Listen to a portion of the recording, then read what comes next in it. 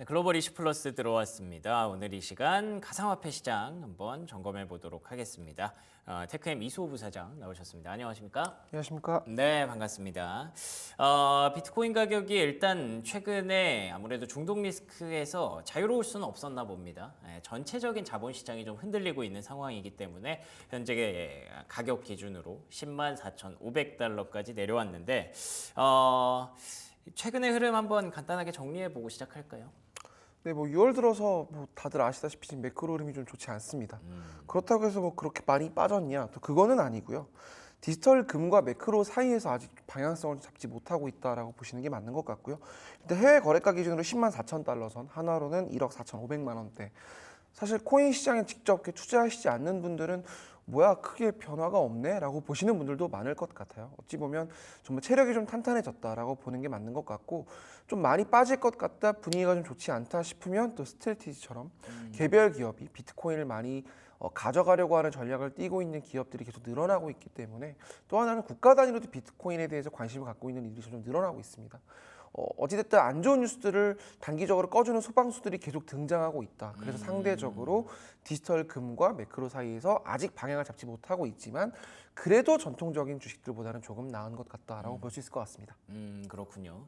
뭐 지금 쭉쭉 뻗어나가기를 기대하기는 어려운 상황이죠. 전 세계적으로 지금 불안감이 조금 확산되고 있는 그런 상황이기 때문에 비트코인 투자자들 역시 이에서 자유로울 수는 없었을 것 같습니다. 근데 말씀해 주신 것처럼 그런 악재를 좀 더 밑에서 받쳐줄 수 있는 호재들이 가상화폐 시장에 좀 더 많이 있는 것 같아요. 지금까지는 확실히 뭐 유가가 오른다고 가상화폐에 문제 생기는 건 아니잖아요. 그렇기 때문에 계속 스트래티지라든가 기업들이 이렇게 사주고 있는 그런 수급들로 인해서 오히려 바닥을 좀 더 탄탄하게 다지고 있는 비트코인이라고 봐야 될 것 같고요. 채팅창에서도 지니어스 법안, 지니어스 액트 통과됐는지 궁금하다고 하시는데, 제가 들어오기 전에 보니까 상원에서 통과가 된 것 같더라고요. 네, 일단 최종 법안이 상원 최종 표결을 통과했으니까 예. 실질적으로 발효가 돼서 일반 미국 기업들에게 적용이 되는 시기가 이제 머지 않았다고 보시면 맞을 것 같은데, 예. 사실 큰 틀에서는 이 법안의 통과는 대부분의 미국에 있는 주류 플레이어들이 이견이 없기 때문에 그렇죠. 크게 우려할 만한 사안은 아니었던 것 같고요. 두 가지 시선으로 봐주시면 좋을 것 같아요. 일단 미국 국채의 완벽한 새로운 수요가, 특히 거대한 수요가 등장했다라는 점, 그것 때문에 미국 안에서는 이견이 없다라고 보는 게 맞는 것 같고요. 두 예. 번째는 돈이 정말 이제는 프로그래밍이 되는, 돈이 온체인으로 올라오게 되는, 우리가 과거에 정말 많은 플레이어들이 이 돈이 흐르는 중간 단계에서 일종의 유통 마진이라든지 아니면 다양한 인프라나 그런 것들을 통해서 돈의 흐름을 연결하는 기업들과 기관들이 많았는데, 그런 걸 한순간에 정말 단순하고 간결하게 만들 수 있는 플레이어가 디지털 달러라는 형태로 이제 빠르게 보급이 되기 시작할 것이다 라는 점에서 정말 시장에 큰 파급력을 지니는 이슈고, 또 우리나라에도 큰 영향을 주지 않을까 싶습니다. 그렇군요. 지니어스 액트 뭐 통과되는 건 사실 우리가 뭐 시간 문제라고 봤었죠. 그렇기 때문에 이제 통과가 된 그런 상황이고, 이런 부분들이 어느 정도 좀 선반영이 되어 있었던 것 같아요. 지금 당장 비트코인 가격을 뭐 강력하게 끌어올리기보다는 이제부터 이 법안을 활용해서 규제가 좀 더 명확해졌으니 관련 플레이어들이 계속 어떤 플레이들을 하게 되는지, 이런 것들을 이제 앞으로 지켜봐야 될 것 같습니다. 그 중에 또 이제 대표적인 움직임이라고 봐야 될까요? 제도권 금융사들이 좀 움직이기 시작했거든요. 예를 들면 이제 JP모건에서 JPMD라는 걸 출연을 했다고 들었어요. 이게 그러니까 스테이블 코인인 건가요? 아직까지는 정확하게 어떤 형태로 쓰겠다는 건지 알 수가 없으나, 예. 분명한 건 지금 현재 등장하는 스테이블 코인 다수가 전통 금융사들의 어떤 기존의 많은 일들을 대체하거나 중간 단계를 줄일 수밖에 없는 그런 형태로 진화할 가능성이 크다라는 건데요. 네. 결국 전통 금융사들도 스테이블 코인을 쓰지 않으면 안 되는 상황이 되었고, 결국은 어떤 쪽에서 효율화를 이끌 것인지, 과연 누가 먼저 헤게모니를 내놓을 것인지의 싸움인데, 모두가 내놓지 않으려 할 거기 때문에 결국 시장의 재편은 전통 금융사들 그리고 일부의 핀테크 또는 빅테크 기업들이 되지 않을까, 그렇게 보는 분들이 많은데, JP모건은 사실은 굉장히 긴 오랜 시간 동안 코인 시장에 대해서 좀 보수적으로, 그랬죠. 적극적으로 시장에 들어오지 않았던 플레이어 중에 하나였다고 보시면 될 것 같은데, 일단 코인 시장에 직접 들어오겠다는 의지를 이번에 이 상표 출원을 통해서 표명한 것이라고 볼 수 있고, 또 한편으로는 디지털 결제를 직접 JP모건이 꾀하거나, 또는 이 JP모건이 운영하고 있는 여러 금융상품에 블랙록처럼 온체인 기능을 도입을 한다든지 온체인을 상품화에 도입한다든지 좀 더 적극적이고 좀 진전된 블록체인 사용 사례들을 JP모건이 주도하지 않을까? 네. 아무래도 미국 안에서도 전통은행들은 여전히 조금 간접적인 한 발 물러선 상태에서 코인을 보는 분들이 많은데 JP모건처럼 큰 대형 기관이 들어온다라는 점에서는 이제는 정말 이 스테이블 코인이 쏘아올린 공이 미국의 어떤 전통적인 금융시장 자체의 판도를 바꿀 수 있는 거대한 매기가 되고 있다라고 보는 분들이 많을 것 같고요. 일단 우리나라에도 굉장히 많은 시사점을 줄 것 같아요. 지금 이제 우리나라도 스테이블 코인에 대해서 어제도 사실은 이제 국회에서 입법 관련된 이슈가 있었고 지난주에도 있었고 지금 여당 안에서도 결국 스테이블 코인을 통해서 일종의 돈 풀기 또는 지금 성장이 정체된 우리나라 기업들의 어떤 새로운 성장 모멘텀을 만드는 데 있어서 이 블록체인과 코인을 쓰겠다는 의지가 분명하고 또 한편으로는 스테이블 코인이 결국 정책 효율성이라든지 결국 블록체인을 쓰게 되면 뭐 위변조의 위험도 없고 또는 돈을 우리가 쏘았을 때 어떻게 움직이는지 그 트래킹을 바로 정밀하게 할 수 있기 때문에 예. 결국은 정부 안에서도 이 스테이블 코인과 블록체인, 이 온체인의 효용은 모두가 다 체감하고 있는 상황이라서 저는 JP모건을 필두로 한 미국 전통금융사들도 결국은 똑같은 방식으로 진화할 수밖에 없고 약간 조금 첨언을 해보자면 이제는 미국 빅테크와 전통금융사, 핀테크 간에 정말 스테이블 코인을 둔 치열한 경쟁이 이루어질 것이다. 기업들이 직접 스테이블 코인을 발행하는 경우도 있겠지만 사실 그 과정에서 굉장히 많은 비용이 들어갈 것이고 또 많은 사람들이 체인에 몰리게 되면 이제 가스비, 수수료라든지 결국 비용 문제가 발생하는 거는 일반 결제 시스템이랑 거의 똑같거든요. 그런 거를 봤을 때는 스테이블 코인 간의 경쟁 그리고 기업들이 직접 스테이블 코인을 발행하거나 아니면 시중에 나와 있는 스테이블 코인을 적용해서 좀 더 빠르게 시장에 올라타려고 하는 여러 가지 경쟁 사례들이 나오지 않을까 싶습니다. 그렇군요. 저도 그 생각이 들더라고요. 뭐 JP모건뿐만 아니라 요즘 뭐 아마존 얘기도 있고요, 월마트 얘기도 있고요. 실제 기업들이 스테이블 코인 시장에 좀 더 적극적으로 뛰어들려는 움직임이 나타나고 있는 것 같습니다. 그게 결국 뭐 지니어스 액트에서 연결이 되는 거죠. 스테이블 코인이 미국에게 왜 필요한 상황인지를 미국 내부적으로 많이 공감을 했기 때문에 이렇게 되면 많은 사람들이 진짜 활용을 할 수도 있겠구나, 혹은 쓰지 않더라도 지금 뭔가 투자해볼 만한 가치는 있구나 정도의 상황으로 진행이 되고 있는 것 같고요. 그래서 기업들이 그걸 받고 있으니까 앞으로도 뭐 대한민국의 측면에서도 준비가 좀 필요할 것 같고요. 앞으로의 어떤 변화 과정에 이제 시작이 되었다 그러면 기업들 간의 경쟁이 좀 더 뭔가 나은 스테이블 코인을 남기게 하는 그런 상황으로 계속 진행이 되겠다 정도의 그림을 그려볼 수가 있을 것 같습니다. 그래서 그런지 트럼프 대통령 일가도 열심히 또 일을 하고 있는 그런 느낌이에요. 뭐 스테이블 코인을 발행한다기보다는 이번에는 비트코인과 이더리움 현물 ETF 출시를 한다고 하더라고요. 이거 어떻게 해석해야 될까요? 네, 일단 트럼프 대통령이 또는 그 일가의 어떤 비트코인 예찬론은 또 계속 이어져 왔던 이슈고 사실 대통령이 이렇게까지 또는 그 대통령 일가가 이렇게까지 여러 비판 속에서도 특정 자산을 이렇게 적극적으로 매수하는 사례가 있었는지 그러게요. 저도 사실은 대한민국 국민으로서 조금 어리둥절할 때가 있는데요. 일단 미국이라는 특수성을 좀 이해해야 될 것 같고 또 예. 하나는 일단은 미국이라는 나라가 정말 또 자본주의의 어떤 첫 번째 어떤 대표적인 국가이기 때문에 그쵸. 이런 사례들이 좀 나오는 것 같은데 저는 계속 리스크 테이킹 측면에서 봐야 되는 지점 하나 또 하나는 결국은 미국이 큰 그림을 그리고 있고 미국 정책의 코인이 정말 투기 대상이 아니라 어떤 하나의 정치적 산물 내지는 굉장히 중요한 어떤 정치 수단의 하나로 이미 자리매김했다라고 보시면 맞을 것 같아요. 일단 트럼프 미디어가 트럼프의 일가에서 지금 주도하는 프로젝트인데 직접 굉장히 많은 자본을 유치를 해서 수십 달러 규모의 어떤 대규모 자본을 유치해서 이를 기반으로 비트코인과 이더리움을 직접 사서 현물 ETF 상품화를 꾀하겠다라는 발표를 했고 이거에 대한 이미 준비를 지금 하고 있는 것으로 보여져요. 이런 것을 보았을 때 정말 비트코인과 이 관련 코인 시장을 대놓고 키우겠다. 그리고 그 과실과 수혜를 우리 일가가 같이 누리겠다.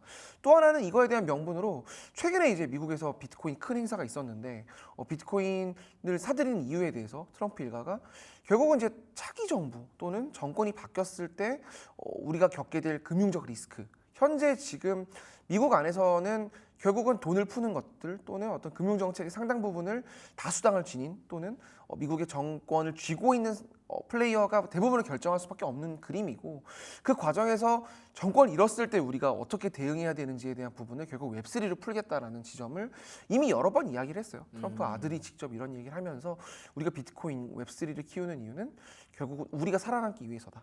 금융시장도 결국은 정치를 따라가기 때문에 우리가 이렇게 하지 않으면 안 된다. 탈중앙이 우리도 일부 필요하다. 우리의 일가와 우리를 따르는 사람들의 생존을 위해서다라는 이야기를 계속하면서 이해상충 이슈가 분명히 존재함에도 계속 교묘하게 지금 물을 타면서 빠져나가는 모습을 보이고 있거든요. 그러니까 예. 밈코인 발행으로 시작을 했고 사실 그 전에는 NFT를 발행을 했습니다. 트럼프 일가가 지금 계속 여러 가지 방식으로 코인 시장에 문을 두드리고 있는데 재미난 거는 코인 시장에 나아가는 과정에서 여러 가지 플랫폼을 계속 쓰고 있다는 거예요. 이더리움을 쓰기도 하고 수이를 쓰기도 하고 이 미국에 나와 있는 여러 플랫폼들을 하나하나 다 활용을 하면서 지금 일정 수준의 알트코인을 직접 매수하는 경우도 있고요. 월드 리버티 프로젝트라고 해서 트럼프 일가가 주도하는 걸로 보여지는 디파이 프로젝트도 존재하고 있고 이제는 거기서 한 발 더 나아가서 현물 ETF까지 사겠다라는 건 결국 월가와 레거시 자본까지도 우리가 한번 문을 두드려 보겠다라는 측면에서 저는 굉장히 시사하는 바는 크다고 생각을 합니다. 이제 미국 정치에서 코인은 뗄래야 뗄 수 없는 수단이 됐고 이거는 정권이 바뀌어도 사실은 결국은 어떤 코인을 사느냐의 측면으로 봐야지 코인 전체가 부정될 만한 가능성은 좀 크지 않아 보인다. 그러기에는 너무 크게 자랐다라고 예. 말씀드릴 수 있을 것 같습니다. 예, 맞습니다.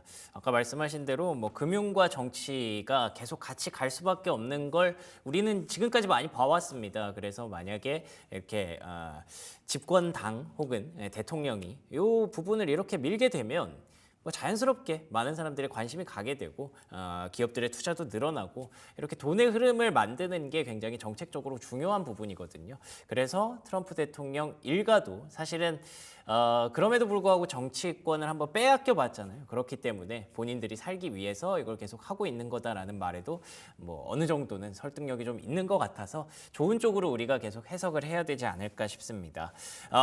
이 외에 해외 사례들을 좀 보다 보니까 베트남 쪽에서 비트코인을 또 공식 인정했다는 얘기가 있네요. 이건 어떤 내용인가요? 네, 일단 베트남 같은 경우는 정치 체제가 우리랑 조금 다른 나라 그렇죠. 중에 하나인데 일단 뭐 개방화된 국가긴 하지만 일단 비트코인에 대해서는 그동안 좀 부정적인 입장을 계속 표명해 왔는데 아무래도 자국 자본이 빠져나갈 수 있다는 측면에서 동남아에 있는 여러 국가들은 아직 코인을 좀 부정적으로 보는 경우가 많아요. 그렇군요. 그런데 뭐 미국을 시작으로 우리나라도 일본도 EU도 대부분이 이제 코인 시장을 제도화로 끌어올리다 보니까 베트남 또한 일단 비트코인과 이더리움을 이제 공식 자산으로 인정을 하겠다. 국회가 직접 나서서 코인 관련된 산업법을 통과를 시켰어요. 디지털 자산 기본법이라는 우리나라 거의 비슷한 법률을 통과를 시켰는데 결국 자국 산업으로 육성하겠다라는 취지라는 점에서 예. 굉장히 좀 의미가 있고 또 베트남 같은 경우는 좀 젊은 국가거든요. 상대적으로 젊은 개발자들이 굉장히 많은 국가로 알려져 있는데 디지털 산업에서 사실 베트남 관련된 포트폴리오가 꽤 있습니다. 알트코인 중에서도 베트남을 기반으로 한 알트코인 사업자들이 꽤 있고 시장에서 어느 정도 인정받는 플레이들도 있기 때문에 베트남 정부에서도 어느 정도 좀 우리도 해볼 만하지 않겠냐? 우리도 직접 우리가 웹3 시장을 조금씩 만들어갈 수 있지 않겠냐라는 자신감이 있어서 이런 부분을 발표하지 않은가 싶은데 저는 우리가 봐야 될 점은 두 가지인 것 같아요. 첫째는 결국은 국가 단위의 비트코인 육성체, 국가 단위의 웹3 개방이 정말 이제는 빠르게 시작이 됐다. 과거에 우리가 뭐 엘살바도르라든지 일부 조세에 비춰 내지는 그랬죠. 작은 예. 경제 단위의 국가 안에서 일어났던 일들이 이제는 정말 큰 단위의 국가들이 이런 발표들을 속속 하고 있다는 점에서 코인 시장의 규모가 점점 국가 단위로 커지고 있다는 거. 특히 뭐 아직은 서구 기관 시장들이 주도하는 섹터로 보는 게 맞지만 국가 단위로 이렇게 들어오게 되면 어떤 개별적인 리스크에 우리가 대응하는 게 조금 더 쉬울 것으로 보여지고 또 하나는 이렇게 아시아 국가 단위에서 이런 개방 사례가 늘어나면 우리나라의 웹3 기업들의 수출 활로가 사실은 열릴 가능성이 있습니다. 지금까지는 사실 우리나라 기업들이 해외로 특히 코인 사업이 나아가는 경우가 성공하고 그러네요. 안착하는 경우가 크지 않았는데 예. 사실 올 하반기부터 이제 법인 계좌가 열리고 특히 우리나라 국내 코인 거래소들이 갖고 있는 코인 자산을 팔 수 있는 시대가 됐거든요. 결국은 해외로 코인 자본이 지금 이전하는 건 아직 좀 쉽지 않습니다. 외환거래법도 있고 여러 가지 이슈가 있는데 마침 또 우리나라도 관련 법령들이 지금 만들어지고 있는 중이고 특히 다수를 차지하고 있는 우리 여당도 지금 관련 사람을 키우겠다는 의지를 분명히 드러냈기 때문에 이런 국가 단위의 블록체인 개방이 결국은 우리나라 기업들의 수출 어떤 정말 기폭제가 될 수 있다는 점. 특히 베트남 같은 경우는 국내 콘텐츠 수요가 굉장히 많은 나라거든요. 국내 웹3 수요가 많은 나라이기 때문에 저는 충분히 우리가 새로운 어떤 도약지로 삼을 만한 웹3 수출의 어떤 기점이 되지 않을까 싶어서 굉장히 개인적으로 기대가 좀 큽니다. 그러네요. 우리가 미국 중심으로 계속 얘기를 하고 있습니다만 대한민국의 코인 시장을 굉장히 뭐 큰 시장으로 우리가 또 보고 있잖아요. 미국 다음만큼이나 꽤나 이제 거래도 많이 되고 그런 시장으로 또 보고 있기 때문에 이걸 우리가 해왔던 노하우를 다른 나라들이 이렇게 준비를 하면 또 거기 가서 이렇게 거래를 하고 장사를 할 수도 있겠다. 있겠다라는 생각까지는 저는 못 해봤는데 역시 부사장님이 또 좋은 인사이트를 또 하나 주셨네요. 그래서 우리가 계속 가져가야 하는 그런 방향성이라는 걸 다시 한번 확신을 하게 됩니다. 그리고 알트코인 얘기 하나만 간단히 해볼까요? 어제 XRP, 리플이 이제 캐나다에서 현물 ETF 승인이 나왔다는 소식을 전하면서 급등을 했었는데 지금 또 보니까 다시 다 제자리로 돌아와 있네요. 어떤 상황으로 해석을 해야 될까요? 네, 일단 리플은 정말 매크로 영향을 좀 많이 받는 것 같고요. 그래요? 사실은 이제 캐나다가 세계 첫 리플 현물 ETF 거래를 이제 오늘부터 이제 거래가 시작이 되는데 예. 뭐 이에 앞서서 사실 SEC랑 뭐 소송 이슈도 지금 상황에 뭐 그렇게 중요한 이슈라고 저는 생각하지 않는데 아무래도 뉴스 플로우가 이쪽으로는 형성이 되는 부분이 있고 또 하나는 결국은 협상할 때 어느 정도의 벌금을 내야 되느냐 결국은 그 규모를 좀 보는 것 같아요. 그리고 이 이슈가 빨리 정리가 돼야 리플도 사실은 이제 기업화를 빠르게 깨할 수 있는 부분이고 사실 지금 알트코인 현물 ETF 이슈도 있고 스테이킹 이슈도 있고 여러 가지 알트코인을 기업화로 깨할 수 있는 모멘텀들이 지금 쭉쭉 나와 있는 상태에서 리플의 발목을 잡고 있는 이슈 중에 하나이기 때문에 이것들이 또 사실은 머지않아 풀릴 수밖에 없는 이슈입니다. 이건 뭐 크게 저는 사실 노이즈라고 생각을 해서 리플의 어떤 가격적인 측면을 전망하는 건 쉽지 않지만 리플이라는 알트코인이 운영하는 재단이 기업화를 깨야 하는 건 저는 크게 어렵지 않을 것으로 보여지고요. 또 최근에 지금 리플이 우리 굉장히 또 그 미국의 증시에 지금 핫한 플레이어가 된 서클, 서클이 최근에 이제 상장을 해서 굉장히 많이 주가가 뛰었는데 서클 경영권 인수에도 뛰어든 것으로 일단은 그렇게 지금 일단 보여지고 있어요. 리플이 뭐 공식적으로 부정을 했는데 실제로 뭐 코인 업계에서는 리플이 어떻게든 제도권 상장사들과 좀 지분을 어떻게든 엮어보려고. 그 사실은 서클의 IPO 인수도 서클이 뭐 돈이 없어서 인수를 그 IPO 시장에 진출했다기보다는 결국 제도화. 정말 미국의 대표적인 증시에 들어가려고 하는 어떤 코인베이스나 스트래티지처럼 제도권에 들어가서 익스포저를 늘리는 거는 단순히 우리가 외부에서 코인을 사고 외부 주식을 사는 것보다는 제도권의 기관 자금을 끌어안는 게 굉장히 중요한 어떤 모멘텀이거든요. 네, 안정성이라는 측면에서 또 제도화라는 측면에서 할 수 있는 것도 당연히 많아질 것이고요. 그런 측면에서 지금 리플도 어떻게든 제도권 시장으로 들어가기 위한 행보를 좀 이어가고 있는 중이기 때문에 시간은 좀 걸리겠으나 저는 그래도 미국을 대표하는 프로젝트 중에서는 리플이 아직까지는 그래도 굉장히 선전하고 있는 기업이기 때문에 저는 충분히 호재 만발이라고 딱 단언하기는 어렵지만 기업화를 깨할 수 있다는 점에서 기대할 만한 포인트가 여전히 존재한다라고 말씀드릴 수 있습니다. 좋습니다. 자, 이렇게 뭐 호재들도 있지만 아무래도 매크로에 대한 그러니까 중동 이슈 뭐 이런 부분들에 대한 불확실성이 지금은 조금 더 반영이 되고 있는 것 같은데 투자자분들에게 간단히 전략 한 번만 정리해 주시면 좋을 것 같아요. 네, 저는 지금 사실 이 중동 이슈를 매크로 흐름으로 이해하는 부분도 있지만 코인 자체로 봤을 때는 저는 노이즈라고 봅니다. 그렇죠. 네, 현재 지금 코인 시장은 대중화, 제도화 그리고 정말 빠르게 전통 금융과 전통 시장을 먹어 들어가고 있는 과정이기 때문에 저도 2017년부터 이 시장을 봤지만 이렇게까지 코인 시장에 대해서 전 세계적으로 관심을 갖고 수면 위로 올라왔던 적이 별로 없었던 것 같아요. 지금은 정말 겁낼 게 크지 않다. 겁낼 이슈가 크게 있는 거는 없는 것 같아요. 과거에 정말 코인을 없애겠다라는 말도 많았는데 그랬죠. 지금처럼 좋은 시기에 투자하지 않으면 언제 해야 되나 이런 생각을 조심스럽지만 해보고 싶습니다. 알겠습니다. 큰 그림에서 보면 이 모든 것 또한 지나갈 거고요. 노이즈였다는 게 확인이 되는 날이 분명히 올 테니까 지금과 같은 호시절을 잘 살려봐야 될 것 같습니다. 지금까지 이수호 부사장과 얘기 나눠봤습니다. 오늘도 좋은 말씀 고맙습니다. 감사합니다. 잠깐!